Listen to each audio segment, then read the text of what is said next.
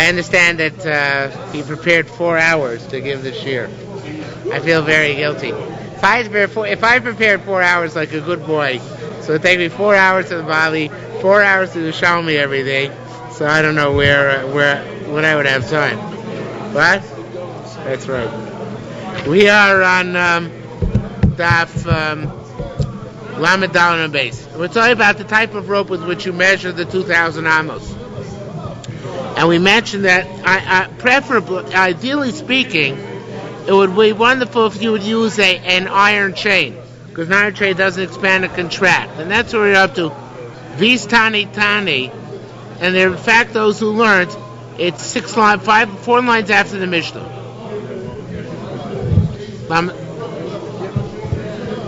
Lamed base. You have 2 Lamed Daled? You don't have a Lamed Hey. There are 2 Lamed Daled to your Gemara?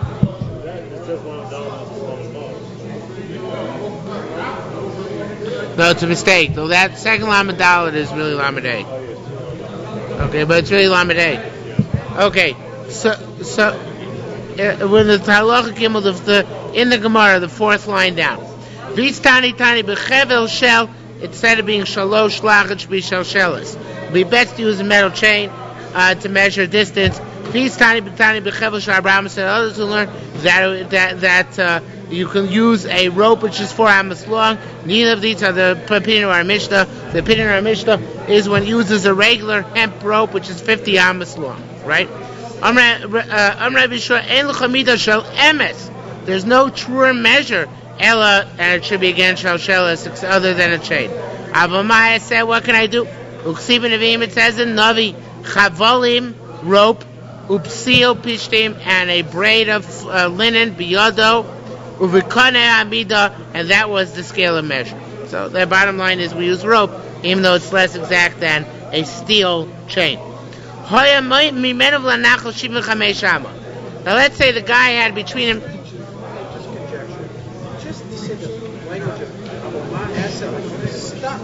Yeah. All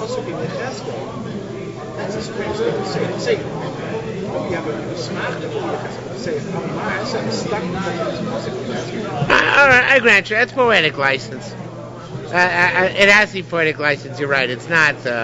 He's obviously not stuck. But what he means is Chazal or Mekel. He brings in a smachta for it. You're right. I understand that it's a little bit too strange a language, but I don't have a good explanation for that. What we're saying here is like this. Now, this is approximate, but you see a river in the distance, and it's 75 amos between where you're standing right now and the river. So your rope is 50 amos long. How do you measure those 75 amos? It could be any other measure. It could be 70, 80, 62, 53. The bottom line is it's more than 50, right? So how do you measure the more than 50 and less than 100? So how do you measure the distance between where you're standing and the river? Okay, so he says,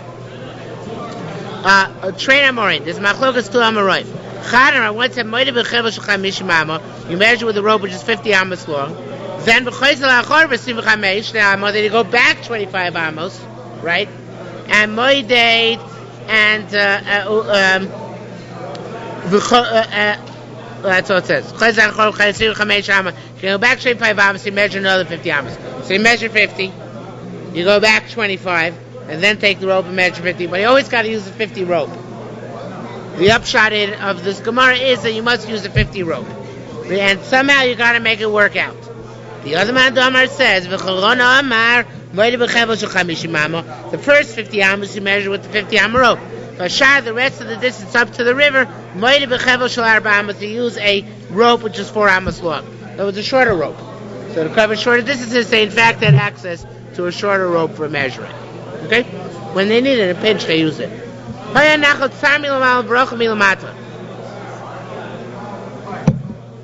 Let's say you had a gorge in your Eruv, right? So the gorge actually was narrow on top, and then it went wider on the bottom. It's like a canyon, right?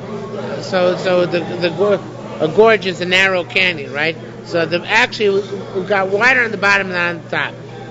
So if that's the case, how do I measure the chum? By the ground distance, or by the distance as the crow flies? Because the crow flies, obviously, it's going to be a kula. If I go by the ground where it widens out on the bottom of the basin, so that's a chumrah, right? So,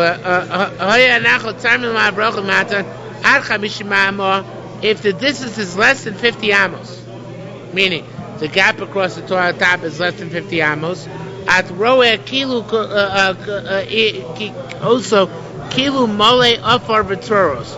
Then you don't look at the river bottom or the bottom of the gorge. You look at the top. You look at it as if it's full of stones and dirt, and you measure only across the top as the crow flies, not the actual distance on the bottom of the gorge. If, however, the width of the gorge on the top is more than 50 amos, at roa so ki misrapes vola misrapes viore, you have to see it as if you are misrapes, which is a corruption of the word for climbing up and down, which in modern Hebrew is mitapes. So misrape with a test. So misrapes was a tough is some variation on that word. So it means you have to go down and up, and you have to measure actually with the smaller ropes, including the entire actual distance. Yes, Mr. Zuber.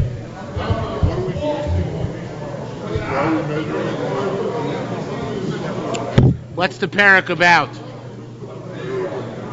Which Eruv?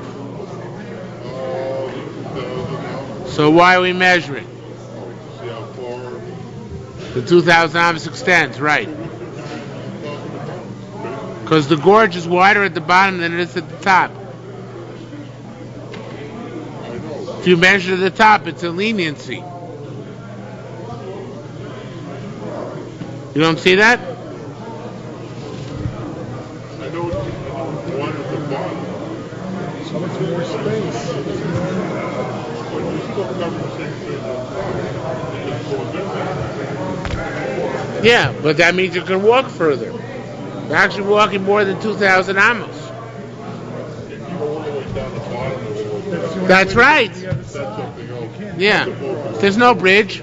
Only the crow flies that way. Yes. Okay?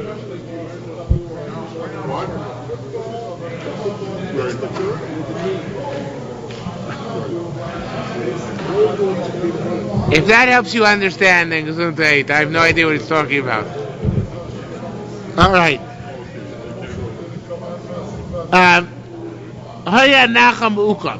If there's a if the river is crooked, now that means that it's very difficult to measure because it's crooked not lengthwise but in height-wise.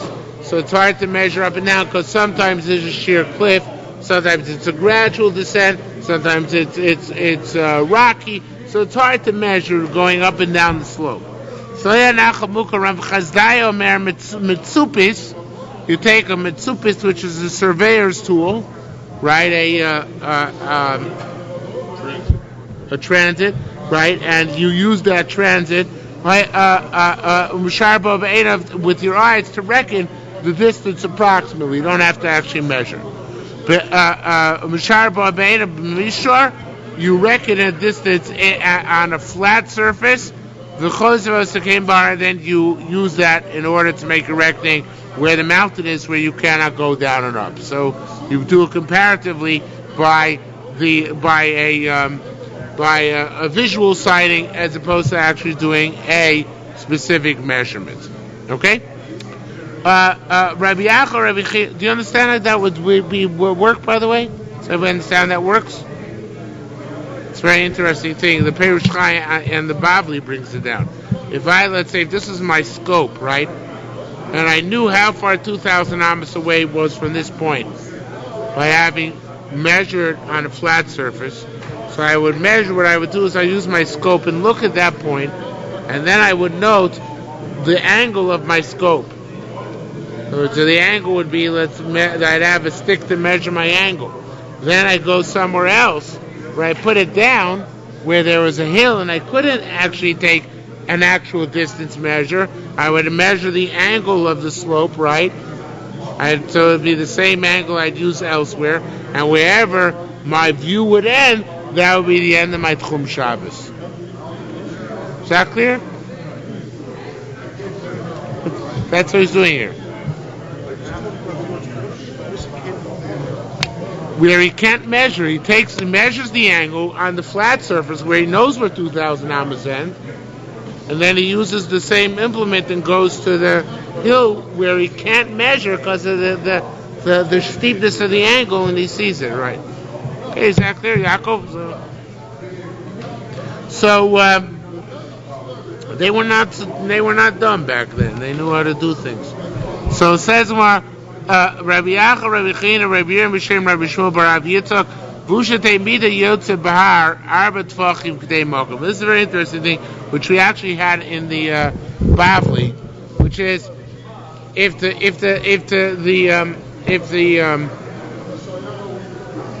let me just find the picture for you. If this slope, picture Mem Ches, if this slope is so steep, the slope of the riverbank is so steep that there are not 4 tfachim between the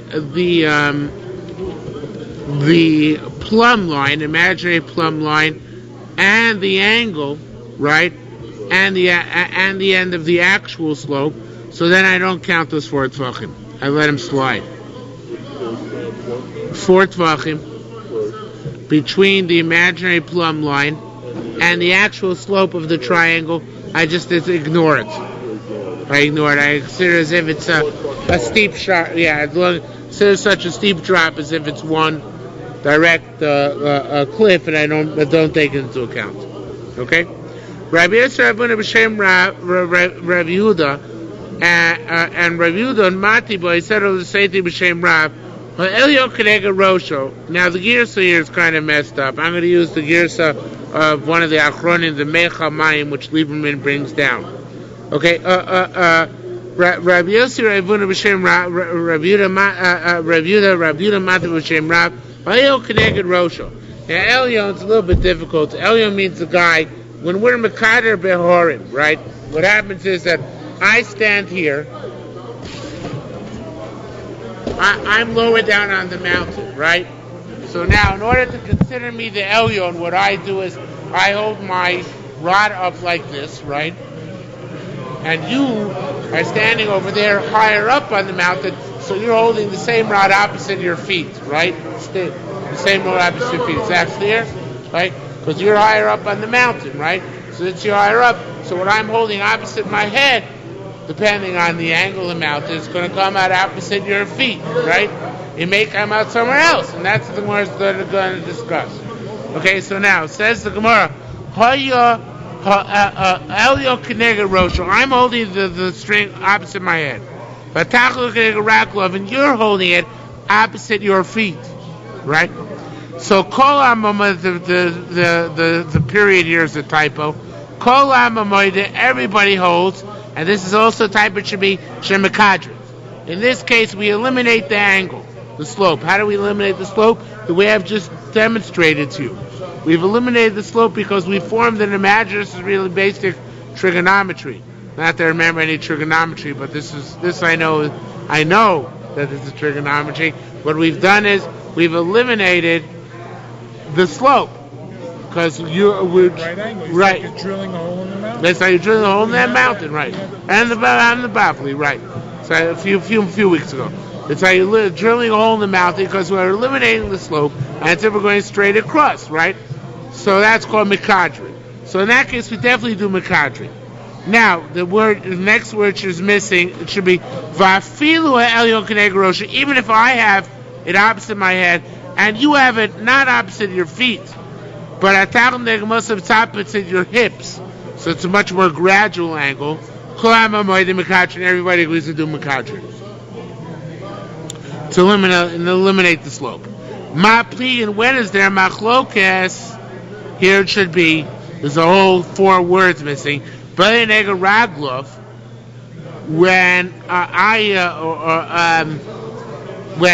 have it, it should be really Batachto. That's the same idea. When one of it has opposite his feet, and the other guy has a Kenega Libo. I have opposite my feet, I'm the higher guy, the guy who's higher up the mountain, and the other guy is lower down the mountain, it's opposite your heart and my feet. So that already is not so steep a slope. In that case, Rameir Makadrin says we still do Makadrin. In other words, we hold the rope straight to eliminate the slope. Rabbi Chacham Makadrin, it's too gradual a slope, and therefore we do not eliminate it. Rather, we measure the ground on the ground as opposed to holding the rope in midair. Okay? Says Rabbi B'Shem Rabbi Yehuda, Rabbi Zir B'Shem Baruch said, Ein Makadrim el b'chevel shel chamishim amo. It's a very difficult concept. I don't know how they used to do it. They used to take the way we learned till now in the Bavli, and the assumption of the Yerushalmi was you do Makadrim with a rope of 4 amos. Every 4 amos you stand, but he's saying you do Makadrim with a rope of 50 amos, which is very, very difficult, obviously. So I hold it like over my head, and you hold it at your feet, right? But still, this obviously, if you use a rope of 50 amos for the slope, there's still going to be some slope. You won't be able to eliminate the slope altogether. A rope of 4 amos, you can eliminate the slope altogether, right? But a rope of 50 amos, you can't. I guess he holds you do not eliminate the slope altogether. Only whatever is going to be eliminated using a rope of 50 amos. Okay?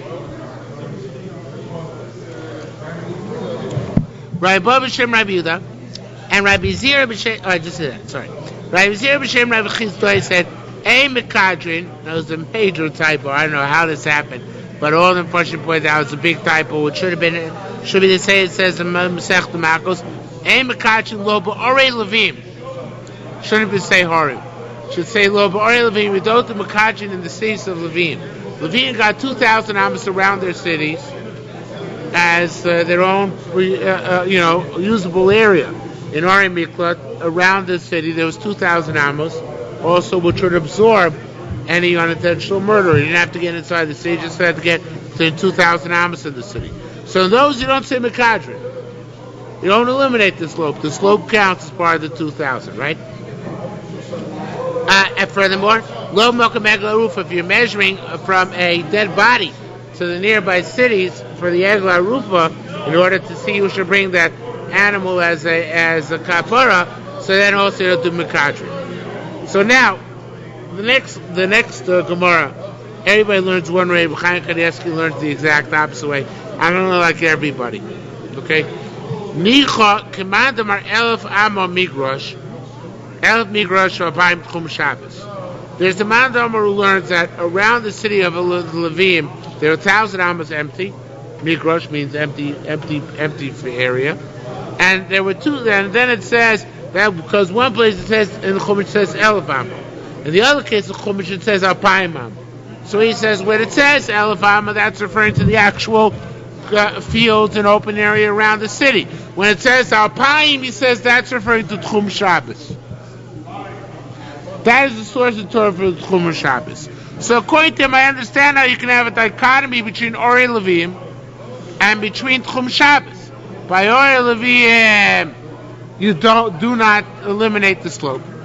By Shabbos you do, but there can be a distinction because there are 2 separate psukim which teach us each one of these things.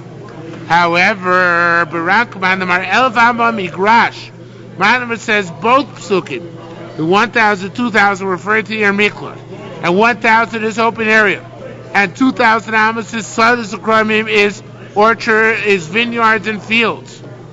So there's no separate source for Shabbos. Kulamdu Tchum Shabbos. Where did you learn from Tchum Shabbos? Lo mitchum Ori Levim. You learn out from Ori Levim. In other words, there's no independent drasha for Shabbos. It's all learned out from the Levite cities. So there are 11 Levite cities.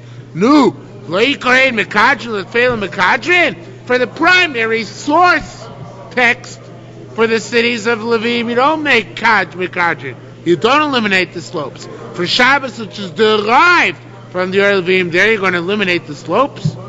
That can eliminate the slopes by the derived halacha. If you don't eliminate the slopes in the source halacha. Now the Yerushalmi doesn't answer the question, but what's the obvious answer? Give me an obvious answer. Why would you eliminate the slopes by Shabbos and not by Tchum Shabbos and not by the Levite cities? It's a life and death issue for near mikvah. No, it's more chomer, on the contrary. Yeah. So you want to make sure they get closer to the city before they're safe. Oh, but normally we're making them did in the foshos. They were machmir on him. No. He's making on the Goel Adam. He's machmir on the Rotzeach. Right. Come on, give me a simple answer. You guys aren't thinking.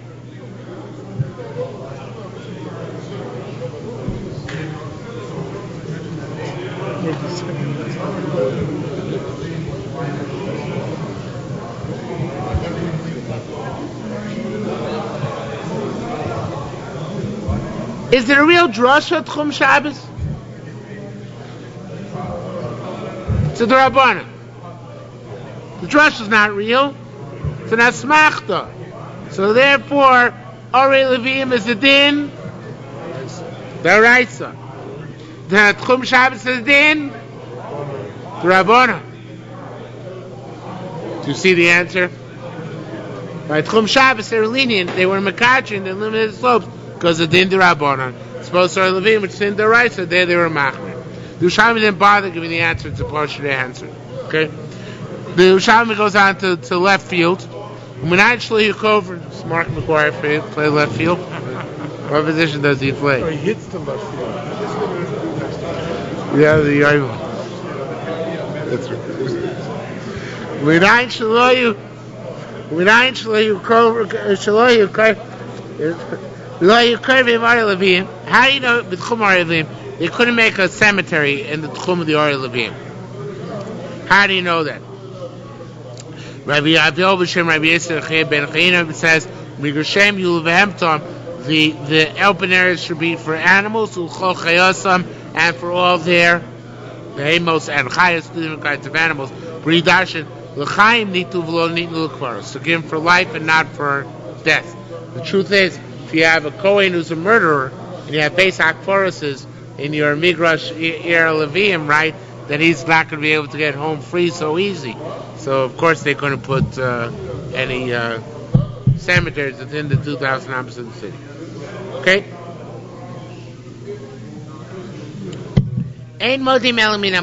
You only measure from an expert. What are the experts inconsistent? One place he made a law, 2,000 amos seemed more, another place seemed less.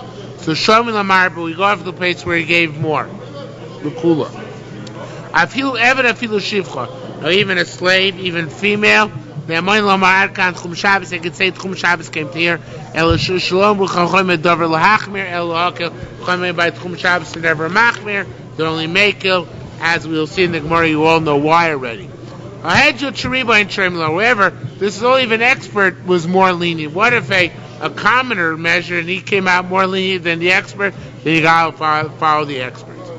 Rabbi Yesha said, not true. Whoa. You have come to the end of Tchum Shabbos, which is a saying. You know, it's not. It doesn't mean you literally stood at Tchum Shabbos. Think about what Tchum Shabbos is. They're not clearly deraisa. So therefore, even if a commoner tells you more than the expert, go after the commoner. What do you care? Tchum is Rabbanan anyway, right? It says more now. Once he mentioned that, we go off on a little tangent. Ramana stated, "Nicha pai ma'amayna mechuvar," but Abbas al pi lofi mechuvaru. What is 4,000 amos mechuvar? Is 4,000 amos to Raisa? Obviously, says more no. Shem Rabbi Achal said, "Ein l'cha mekuvar mechulav."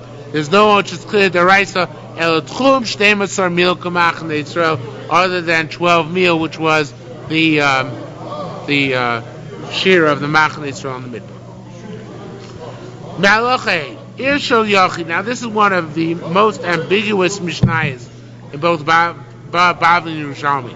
Yerushalmi is no worse than the Bavli. It's ambiguous in both. Irshol Yochid Shenasi Shorabit. A city which was of a solitary individual, which became a city of a masses. Now, there are a gazillion different perushim in the Rishonim on what this means. The Doesn't mean a city which belonged ownership of an individual and now belongs to the public. Doesn't mean a city which was a Rishus HaYachid in terms of how many people traversed it and now it became Rishus HaRabim. Right? And so there are many other variations on those themes. So we'll learn the second shot. That it used to be a city of Rishus HaYachid and now it's a city of Rishus HaRabim. Never used to have a Rishus HaRabim, now it does. So Marvin is cool, you can make an Erev in all of it. Because it started out being a city without Rishus HaYachid, even now Rishus HaRabim, it still retains the flavor of a small town city, and therefore you can make an Erev throughout all of it. However, what if you had a big metropolis? Sherabim, where you couldn't have made originally an Eruv. Shenatz Shiochi now became a city of a small population. Ein Malvin is cool. You can't make an Eruv on the entire city, and you can't unless you left a remnant over. Ki'ir Chadosh Shem Yehuda, like Neustadt in Yehuda, right? Because in Hungary they would have called it Neustadt. It was in Yehuda, so it was called Ir Chadosh, all right? So, like Ir Chadosh of the Yehuda, Sheish Bo 50 Diurim, which had 50 dwellings. In other words, in order to be considered, you can't, since it was once considered to be a city with a Rishus HaRabim. Now, not everybody's going to realize it was a city without a Rishus HaRabim, that it diminished in size and it dipped under the population level, right? Reminds me of Detroit.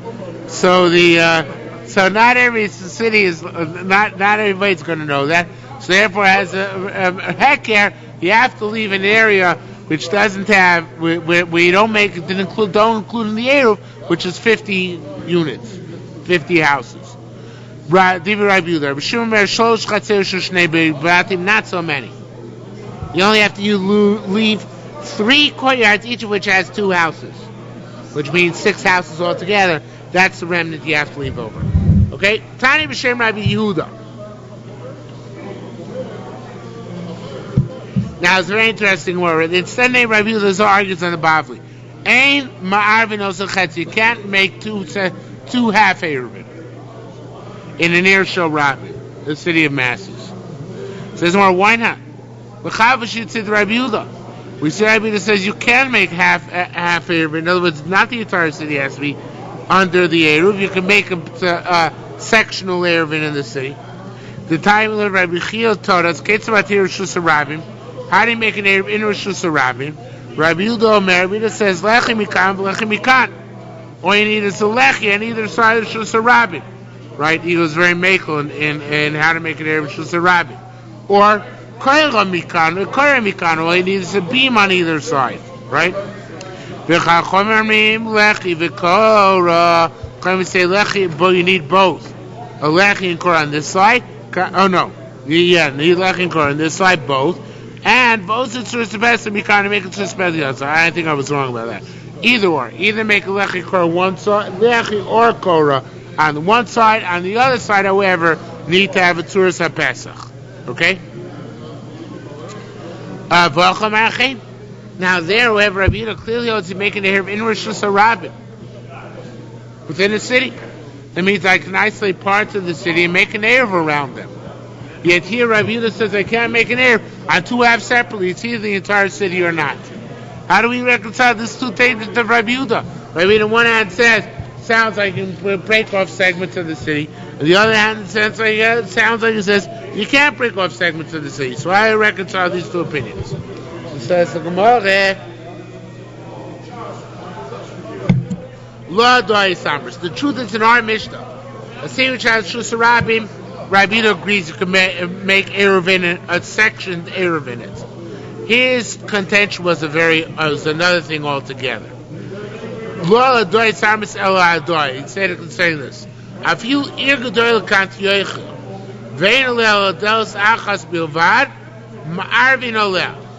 Even if a great city like Antiochia, but only has 1 door, you can make an Eruv there. This is a fascinating case, really. You have here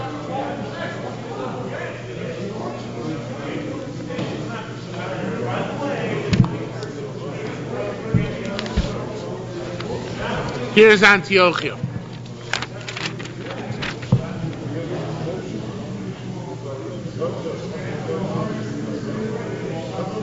That's bad. All right, it's just got one gate. It's a major city with one gate.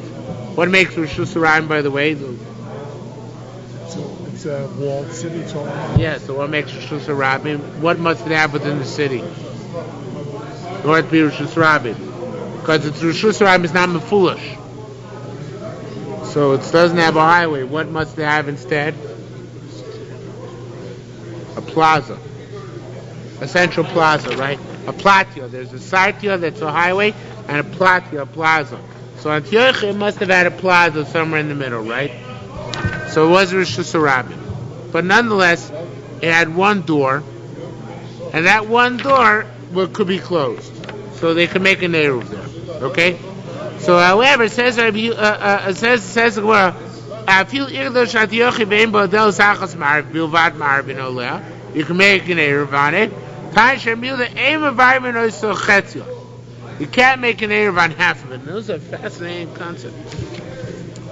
Let's say these guys over here.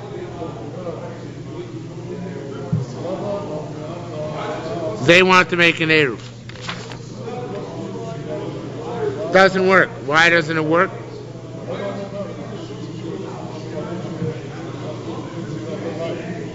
because the guys in the back have to come through the front. Very good. Anybody hear what Dr. Spadell said? Because the guys in the back have to come through the front to get out of the city. So that's called Drisas Regel Oseres. They have the right to walk through to get to the other side, and therefore the Eruv is not a good Eruv. Okay? I wrote everything upside down, sorry. You got the idea, right? So it says the Gemara, however, this teaches us, there's a big typo. The Rosh changes it to Ba'emtza. Now, this is talking about the same idea with the Mavli. Let's say here we got our Mavli. And here we have Chatzeros.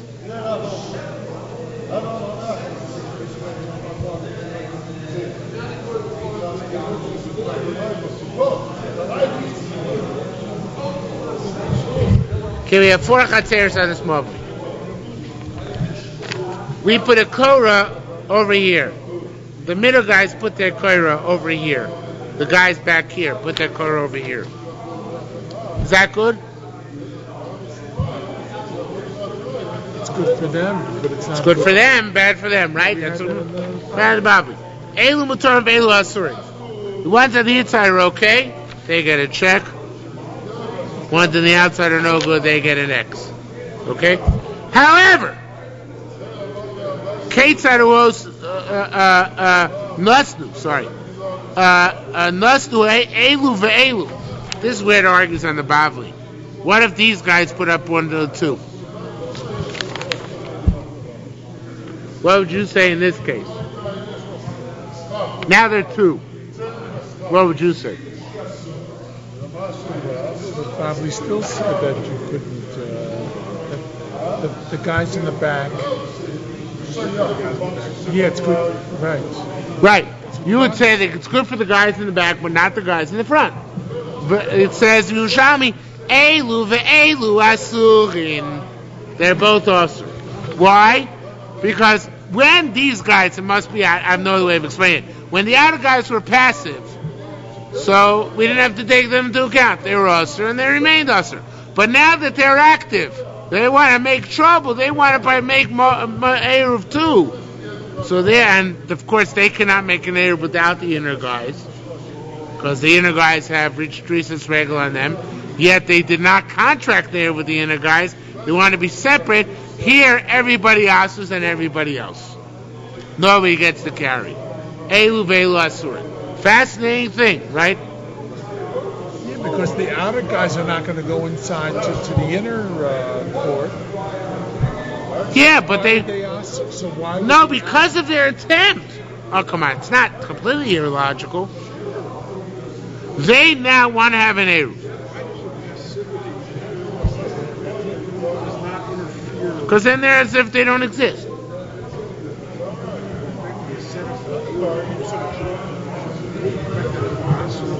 Right. They've set up a faulty Eruv, but they tried to make an Eruv. That already makes them enough to make trouble, even though it doesn't make them matter. I admit I wouldn't have thought that way. Neither does you Bavli, but that's it with the Yerushalmi's logic. Okay. So what are they? Nosu elu velu asur. Okay. So what can you do? Take out this one. The eight says to take out the middle korah, the middle beam, and only have one on the outside and join together. In Yonah the Yoma, workers of the world unite. So therefore they have to. Yeah. Since basically this particular automobiles are normally have to get together in one particular. So therefore, you have to in this Eruv, I don't see why that makes it better for you than the way I explain it, because you. So then, even if there's no core on the outside, the core on the inside shouldn't work. The bottom line is we really don't care about what they did or what they didn't do in this particular area. We're looking at all outside of this particular situation. And all you're looking outside of this particular situation, it's the actual highlight Betsy. So therefore, that's why these people, this one answers that one. It's not because they're somehow interfering with their particular activity. It's better. Bottom line is we're the ones so therefore we're afraid that other people are going to confuse one area to another. Good. All right. I still like my shot better, but I certainly can't argue with Kormeyev. Yeah, I mean, it makes sense. Okay, says the Gemara again. Chamish Mavos, the same idea. Just instead of having Chatzeros, you have 5 Mavos emptying into one Mavli. Instead of Chatzer, you have Mavli, and one Mavli in the back. Okay, 5 Mavos around. So, Nasus Korah Pesach they put their Korah in the middle of the main Mavli. Elam will turn the ones behind the Korah Motiv, so the ones outside are also. Nasu Elu, they both put up Koros, both the inner and outer guys. So again, whatever reason, my reason, the carbonated reason, it messes everything else, everything up. Ketzero, so what do you do? Notice the Korah Pesach Mavli, you put the Korah in the outermost part of the Mavli, of the main Mavli, you mat this Mavli, you allow the Mavli. Okay? Chadrei Pinchas, one time, it's a word missing, the carbonated puts it one time. Right, Pinchas Salak Locha, he came up to here. I guess he came from Bavel to Eretz Yisrael. Chazav Pesach, the Sakta Gzurah, so he went to the opening of the marketplace of the Marlin. There was a marketplace just for Marlin. So he saw that they had a tourist of Pesach, or a Kaira at the opening of their marketplace. Now I want to tell you a very interesting thing which I saw at the chasna I was at last night. So somebody came up to me and started talking to me about Eruvin. He asked me what's the whole camp of Tourist Pesach where there's an archway on top instead of a straight line across the top. So I didn't have a specific Gemara. I know the Achrayim are making on this. I didn't have a specific Gemara. But Liran brings down that the Rishonim Yerugoris, their gifts was instead of Pesach the Shakto da Kasuroi, it says Kafta, a kippah. Kipsa. So he said explicitly that it was an arch. So it was too late for me to tell the guy last night. It was off by a day. But Kipsa means an arch, and there was an arch at the opening. Now he said, this is bad for you guys. You divide up your area from everybody else. And that's bad, right? How can you divide up your area from everybody else? Manavshach, right? If they're trying to make an Eruv, and you're the rest of the city, whatever city it was, I don't know what city it was, right? And you're trying to make an Eruv, so you got to join together. You can't separate from them. If you separate from them, then you ask for one on the other. That's the whole principle we just learned. If I'm trying to make an Eruv, you're trying to make an Eruv, and we don't get together, then we answer on each other because the trisas regalo zeres. So you mess everything up by having a separate Eruv to yourself. That's the concept. By them trying to make their own Eruv, they mess everybody else up. Themselves up and everybody else up. So they said, no. He said, Fashin, Amalei review the Varshom l'chizuk batim nases. This is not a kira of an eruv. You know, I look at wires and I see Eruvin. But they said that's your problem. This happens to be a bona fide korah or bona fide archway. It's not a tzuras pesach of an eruv. It's a tzuras pesach because there's a doorway there which required a door. So we're not attempting to set up our own eruv distinct from the rest of the city, in which case it will cause those sort of problems. What do you want to say?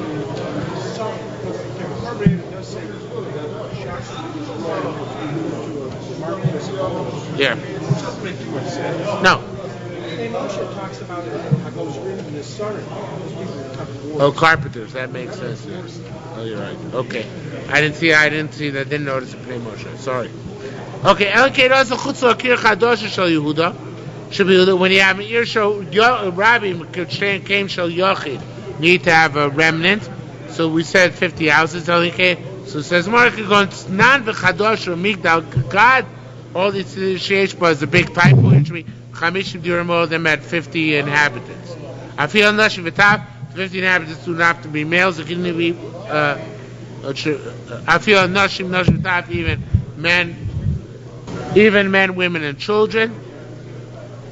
Rav Asiyah Maravadi, so they got to be Jews. Rabbi and Shem Barachia B'Shem Rav said, it's got to be that the extra 50 are open into the main city, and you nonetheless don't include them as the hecker.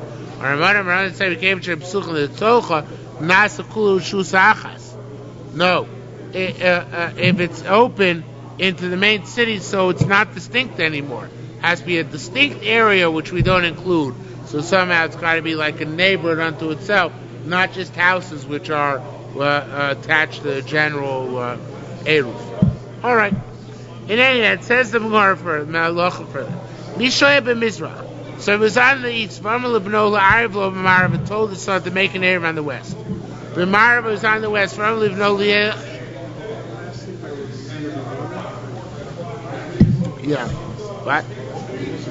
There's a kasha here. He said it can't be open. It has to be a separate, distinct area, right? Because if it's Rishus Hachatz, it's not a heker, right? Something like that. Maybe I gave it wrong, but I think that's what it means.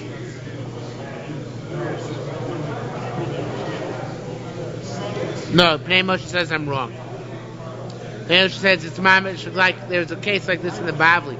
It says if it's a Rishus Hachatz, then it's pashut that it's a shiur. That's pashut. In other words, what Ramon is saying is, if these houses are part of the main Rishus out, it's pashut that's good. It's even if they're separate and distinct, even if they're a separate neighborhood, they're still considered to be a shiur. But don't think that the remnant which you leave over non-included area has got to be a separate neighborhood, which is pashut that it's fine. It's even if it's part of the regular neighborhood and you left them out, that's good enough. Okay, because even though it's not so apparent that it's distinct, that's sufficient in order to be the exception which proves the rule, so to speak. Okay. Again, halacha vav. Misha b'Mizrach v'amar livno la'ariv lo ma'ariv. He was on the east and told his son to make an eruv on the west. The ma'ariv is in the west, v'amar livno la'ariv lo Mizrach told to make son to make an eruv on the east. Yesh mena beis la'apayim mam, and the Gemara is going to point out it makes no sense the way the Mishnah is written. So this is really what the Mishnah is talking about. I'm over here, Rabbi Isai. That's me. Here's my house. 2,000 amos to my house. I tell my son to make another eruv. I tell him to make an eruv not this direction, but I have to make an eruv over here. Okay? He makes an eruv over in this direction, which let's say is westerly of where my house is, or vice versa, it could be easterly of where my house is. So west and east don't mean the opposite direction of where I am, but rather away from the direction where I am, veering off to another angle of the compass, right? So if let's say to my house they're 2,000 amos, and today they're 3,000 amos, right? So in that case, so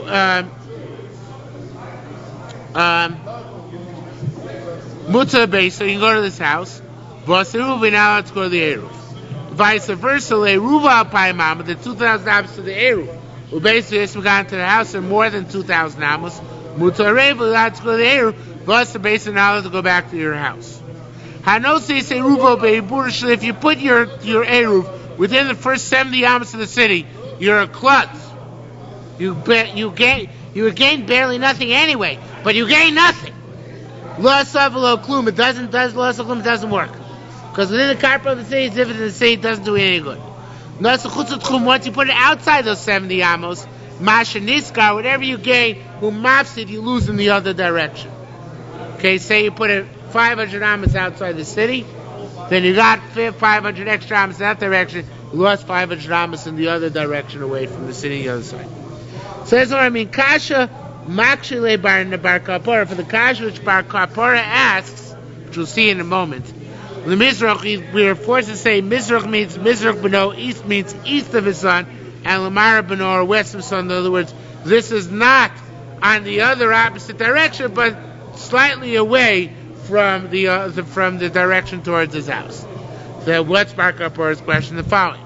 Bar Kapora said, assuming that the Mishnah is Kipshuto, and that you told your son, put your Eruv back here somewhere, right? The other direction from where I'm going to walk. So it says, I understand what it says. If there to his house is 2,000 amos, and there's there more than 2,000 amos, muta base of us Eruv, it's not allowed to go to his house, but now allowed to go to his Eruv. However, it's his Eruv, there's 2,000 amos, and to his house is more than that. Mutter lebeso lebeso osir, then his mutter go to the Eruv, and to his house it's osir. Isn't that obvious? What's the chiddush in that case? Yeah, not so happy with that. The Gemara's question. 1 second.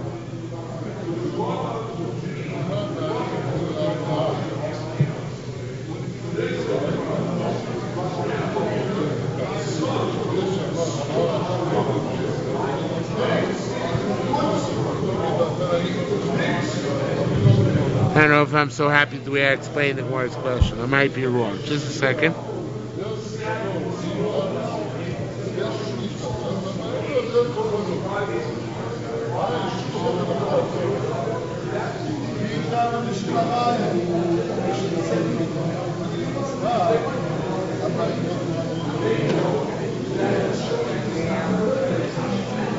Yeah, that's not the Gemara's Havamina.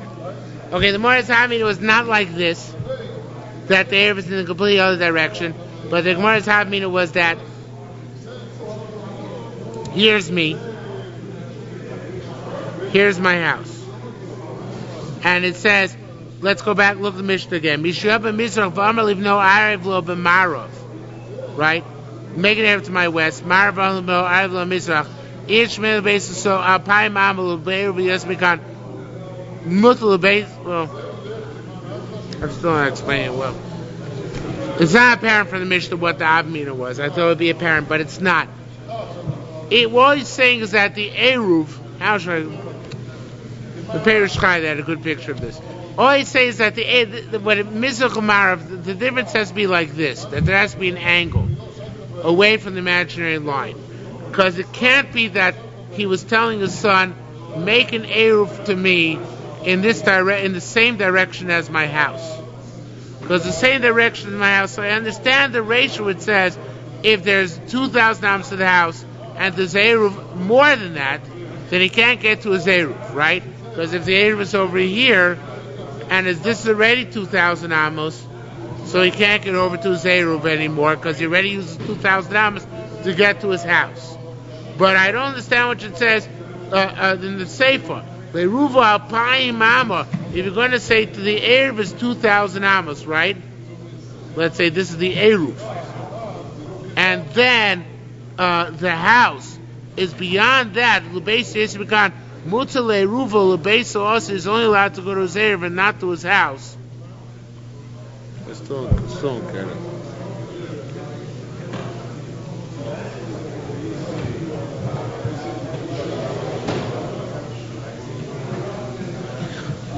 Right. In this case, the question is like this, I think. So this would be advantage of preparing a few minutes before they give shiur. But I think what the question is like this. The question is that he can't have been a klutz enough to have told his kid to put an Eruv beyond his house if not necessary, right? Obviously not. So how is it possible to have a case where it's going to be those Eruv 2,000 amos and his house more than that? No, I still don't have it right. All right, let's leave it for tomorrow night because I'm not going to figure out in the 2 minutes before Marv. Not saved by Marv or ruined by Marv because I couldn't figure out. We'll get it for